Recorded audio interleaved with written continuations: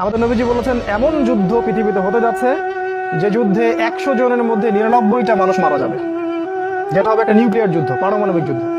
একটা করে বোম পড়বে, একটা করে রাষ্ট্র শেষ, সামনে অপেক্ষা করছে। এই পর্যন্ত কি পৃথিবীতে এমন কোন যুদ্ধ হয়েছে যেখানে 100 জনের মধ্যে 99% মানুষ মারা গেছে? আমাদের নবী হাদিসে বলে গেছেন যে 100 জনের মধ্যে 99টা মানুষ সেই যুদ্ধে মারা যাবে, সহি হাদিস। তার মানে এটা সামনে আসতে যাচ্ছে। তিনি আরো বলেছেন এই যুদ্ধে 80টা দেশ একত্রিত হবে। কয়টা? আমি অবাক হয়ে যাই মাঝে মাঝে যে আমাদের নবীজি আসলে কি বলতে বাকি রাখছেন, সেটাই আমি অবাক হয়ে যাই। এমন কোনো বিষয় নাই যেটা তিনি বলেন নাই, সুবহানাল্লাহ।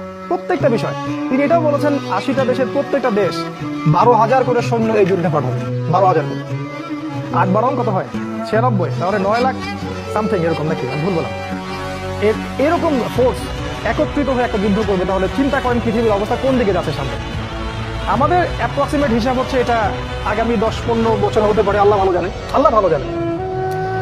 তো এই মালহামার ঠিক শেষের দিকে মুসলিম